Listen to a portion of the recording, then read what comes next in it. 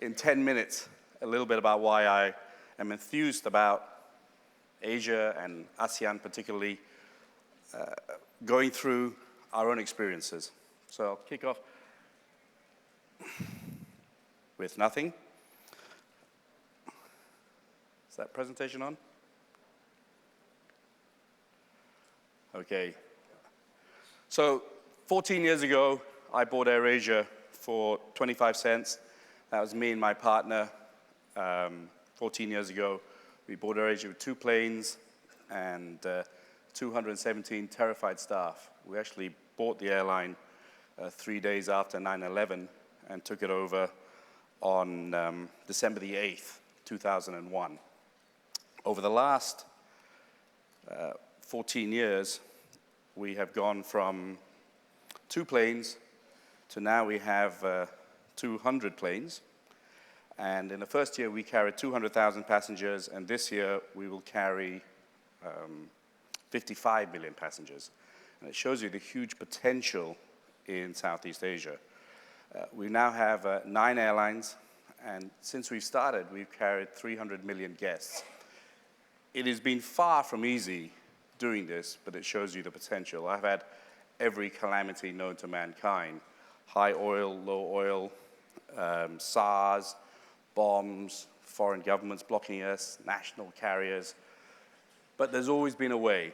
And I think that's the amazing thing about Southeast Asia, that you always find a way to market yourself. I don't know if you remember SARS. During SARS, everyone thought they were going to die if they flew. And most airlines cut their flights. So I told my staff, look, this is the best time to go build our brand. Triple our advertising. Because no one else is advertising, it's the best time to do it. And my staff thought, he's finally gone mad, you know. But I said, no, do it, do it, do it. We dropped the fare, because I knew Malaysians very well. If you put a fare low enough, they'll risk their lives. Okay? 800 ringgit to Kota Kinabalu, no, I'm not going to go. 80 ringgit, who cares? I'm going. So, you know, we always found a way to get through these calamities. And I think that shows the resilience of Southeast Asia. And that's how we've been able to grow from 2 planes to now 200 planes in 14 years. The propensity to consume, the propensity to start new things is immense. And over the last 7 years, we've won the world's best low-cost carrier 7 times in a row, which has been something we're pretty proud about. And last week, we won Asia's best cabin crew. We fulfilled a fantasy of mine that we beat Singapore Airlines. So there's a new girl in town. She's twice the fun and half the price. We beat the Singapore girl. So low cost doesn't mean low quality. And I think this is what excites us. You know, we've been able to create these 55 million passengers in a year, really through starting routes that were never done before. And I think that's what shows you the potential of this market. 60% of our routes are routes that were never flown before, and we've created destinations that just weren't destinations before. An airport in Indonesia called Bandung, no one flew there before. I used to record music there in my last life, and so I started to fly there. And you know, over the last 13 years, when we first started, we were the only airline flying there. And now there are about 32 airlines flying there. We ourselves have 32 flights going to Bandung every day.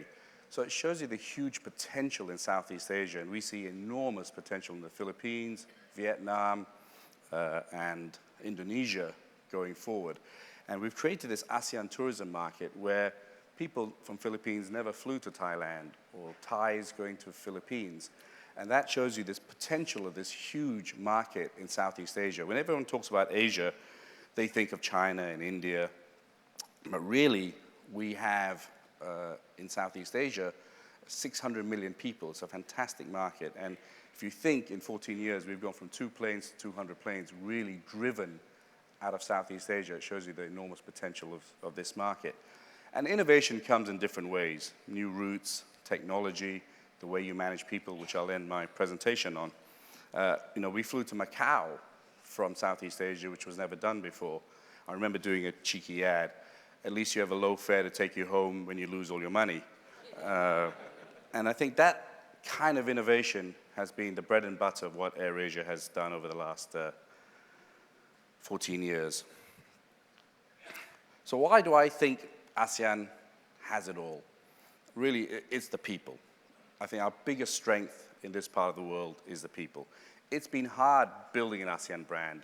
I remember when I first went up to Thailand, the pilots refused to go in the same bus as our cabin crew because they said it was beneath them, they needed their own bus. In Malaysia, it's the other way around. The pilots refused to go in the bus unless the cabin crew were there. And I won't tell you what the Indonesians want. But we were headstrong in making sure that we built this ASEAN brand. And really, we've created a culture where it doesn't matter where you're from in Southeast Asia, you see yourself as ASEAN, which hasn't been easy to do. And the enormous potential of our people has enabled us to grow from this 2 planes to 200 planes. And we've done it in strange ways. So, I generally, in the old days, I used to carry bags once a month. I used to check in and I'd be a cabin crew. I didn't think you could be an effective CEO unless you got down to the ground and knew what was happening. And I wanted to meet my staff because I knew that I couldn't find talent in the conventional way. I'll give you 2 quick examples. When I was carrying bags, we used to be on the 737, and we used to just throw the bags in. I mean, not throw the bags in, lovingly put the bags in. Nice bag, go in. And when we went to the Airbus, it was 2 inches taller, and we couldn't lovingly put the bag in. So the guys asked me to buy belt loaders. I went, no, we can't afford it. You can't buy belt loaders. So when I was next on carrying bags, they put me on the flights to Indonesia. Now, people who generally fly with us fly with their house. People who fly to Indonesia fly with their neighbor's house as well. So I kind of almost broke my back in this process. And I went, all right, guys, I'm wrong. You're right. So we bought belt loaders. But I met so many great people in my company who had left school at 13 or 14, but were much, much smarter than me. So we allowed, our first cadet pilot program, we allowed anyone to take part in it. Didn't matter when you went to school, when you left. And this is my main insight, that your biggest resource is actually staring right in front of you. It's the people in your organization. Our first 19 cadets, 11 of them came from different areas, store boys, accounts clerks, etc. And I'll put up one. His name, they've gone the other way around. Never mind. On the far right, Coogan was a dispatch boy who left school at 14. And now he's a pilot in AirAsia. And we have about 32 pilots who left school when they were 13 or 14. And we have one boy who carried bags for us, who doesn't like to be known. And he had the highest ever marks in Malaysian Flying Academy, and he's now a captain. So you join to carry bags, and now you're a captain of a brand new A320. And we've got hundreds and hundreds and hundreds of examples of that. And I think that's Southeast Asia's biggest strength, is the people within the organization. And that girl on the left, I met her in the bar when I was having her Ibina. And she said, my dream is to be a pilot. And at that point, we didn't have female pilots. And I went to my chief pilot and said, why are there no female pilots? And he came up with the most ridiculous answer I've ever heard. And I said, if a woman can run a country, she can certainly fly a plane. And today we have 45 female pilots. And the other day was history. Captain was female, co-pilot was female, all the cabin crew were female, and all the passengers were male.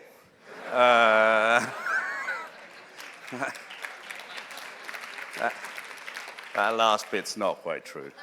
But again, Southeast Asia was missing out a huge talent pool of women, and of our top 10 executives, and one of my CEOs, the chairman is here, Ma'an, women dominate AirAsia. And this girl's a fantastic story. She was a cabin crew. She came up to me in the bar and said, my dream's to be a pilot. I said, go for it. She was a very smart girl, so she got in easily.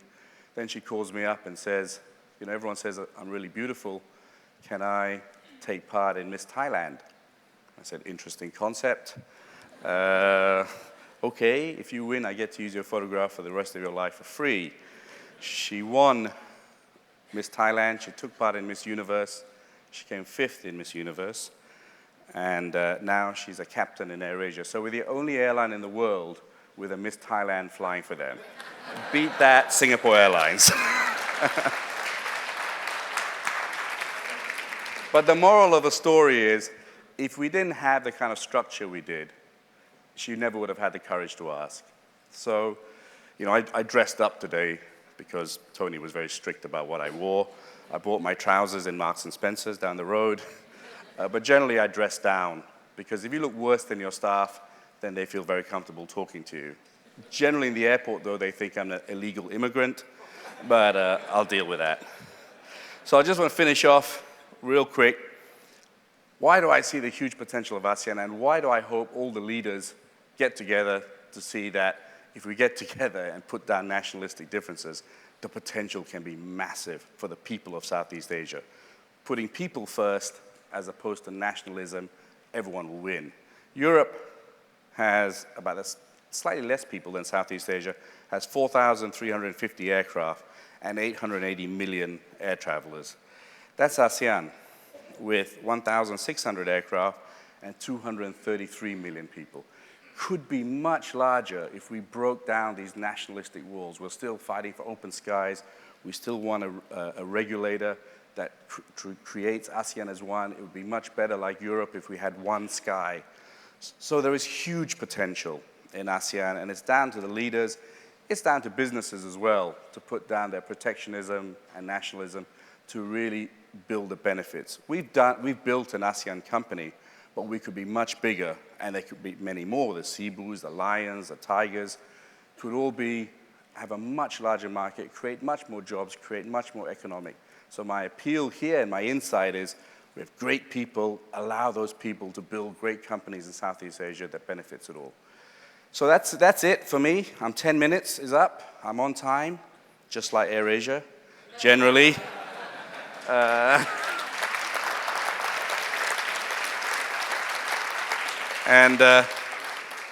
You know, it took me 3 years to get the ASEAN logo on my plane to show how difficult it is.